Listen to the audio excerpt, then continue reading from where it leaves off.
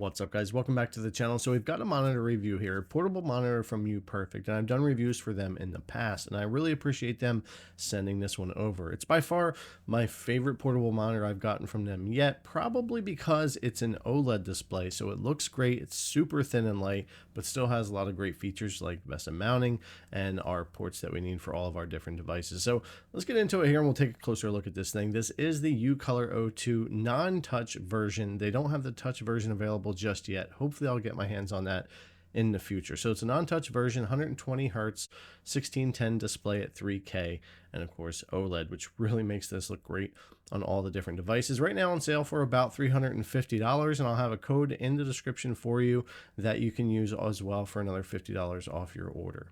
All right, so first thing we're going to do is take a look at the unboxing, and then we'll get into using this on a few different devices and my experience. I've used this for a couple of months. It comes with everything that you need to get started, some paperwork showing you how to hook up the various devices, and of course, all of your specs here. 1800p, 16-inch, 1610 OLED display, 1 millisecond response time, 120 hertz, no VRR and no HDR.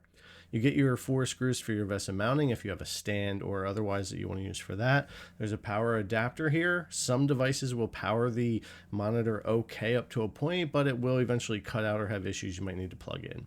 You get your 2 USB-C wires so you can plug into a device and plug into your power adapter, and you also get the HDMI to the mini HDMI so you can plug an HDMI cable like from a switch to the display, which we'll do here shortly as well. So everything you need to get started and get plugged into pretty much any device you're going to use.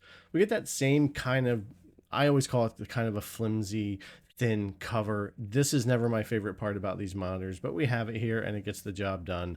We'll pull off the display protector here, and this is a very glossy, very shiny OLED display, and you're going to see that throughout the video as you're going to get plenty of reflection and stuff here.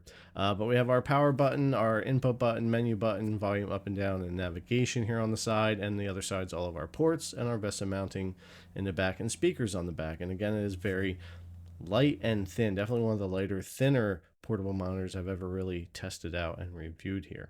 So we'll get into it with some devices. I took a look at this thing with the MSI Claw, the Steam Deck, and the Nintendo Switch, and I've also used it with a Legion Go and ROG Ally X, and an external monitor for my laptop. I've used this quite a bit over the past couple of months, and it's been fantastic. And the display quality, due to being an OLED and so thin, just looks great pretty much no matter what device I'm using it on. It's got great viewing angles, and the colors of course are going to pop, and saturation, contrast, all of that is going to look great on here.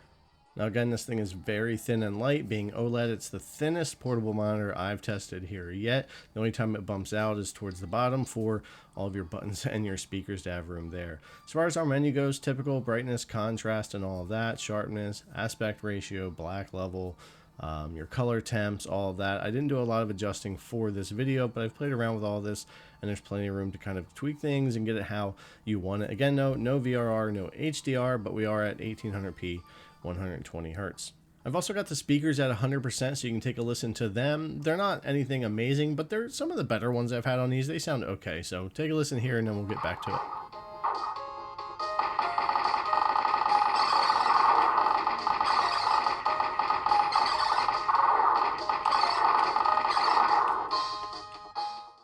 All right, so that's the speakers. Now we'll move on to these devices. I've tried various different docks and devices here. Now here's the switch using the official switch dock. So it's HDMI connected, power supplying the monitor, power supplying the switch, and everything works great on here, of course. And the games look great as well. Now you're not going to be 1610 here. We are 1080p when we're docked this way with a switch, but being OLED, it really helps with those black bars not really jumping out at you because they are actually black with the OLED display here. So no real gripes or complaints there. And of course, playing the older school games, Super Nintendo, N64, any of that, I do a lot of that kind of stuff on these type of monitors and with the Nintendo Switch, and these look great on here as well. And this is a 16-inch display, so pretty good size here for playing these games too, and they look great. Now, I also, of course, tried the Steam Deck with the official Steam Deck dock. No problems there, and I could play these games all at 800p if I wanted to, while maintaining full screen here on this 1610, which looked great. Played plenty of games with this too, but I played mostly Grand Theft Auto 5 since we've got that new Enhanced Edition. And while I can't truly do it justice here in my setup, it looks fantastic here too with the Steam Deck. on here with this display. This has been a great device for portable monitors and really testing out, especially these 1610 ones. Definitely like how the Steam Deck looks and runs on here. And even if you want to do desktop mode or anything like that, be productive, get work done, watch videos, whatever, this is going to be great for that. Now, also over on the MSI Claw, I switched over to the official MSI Claw dock here and tried something different. Again, I wanted to try a bunch of different docks, still HDMI and power here, and everything here is great. Again, a great external monitor or a secondary monitor for a setup like this, because the Claw is a very capable PC. You can do a lot of stuff with this, from editing, watching videos, gaming, and all of that. So this is a great device to pair with something like this. And I did plenty of gaming. New 2 museum game here I played a good bit on here. Looks great on the OLED display. Plenty smooth as well.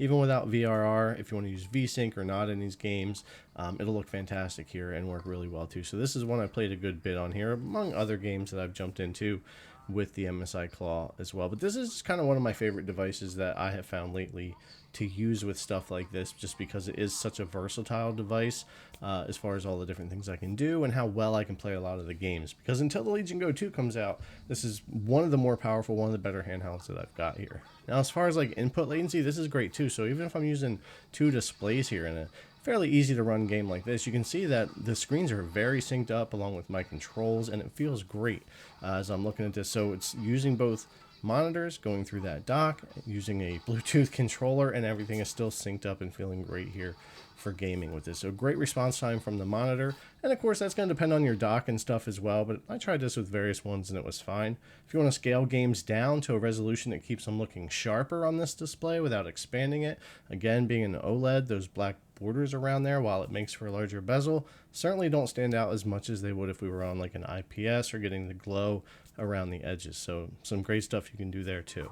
But all in all, except for missing the touch, I think this is one of my favorite portable monitors from UPerfect I've reviewed yet to date. Hopefully they'll get the touch version to me eventually and we can try that out as well. But yeah, a couple of months of use with this thing and it's got a gorgeous display. Of course, being OLED, it works really great. The 120 Hertz is great even without having the VRR. And I'm not a big HDR fan when it comes to a lot of PC stuff that I do here, so I wasn't really missing that, but just be aware the 4K model is the one that would have HDR if you really want to get that. But besides the HDR part, I think it's a fantastic display for whether you want to game or edit videos or be productive otherwise or watching movies. It's just, all in all, generally a good looking OLED display. And the speakers, if you're not using any kind of headphones or anything, can certainly get the job done. They're pretty decent, and you heard them a little earlier in the video. So anyways, guys, I'm going to leave it at that. Link in the description if you're interested. There's also the discount code in the description if you want to use that.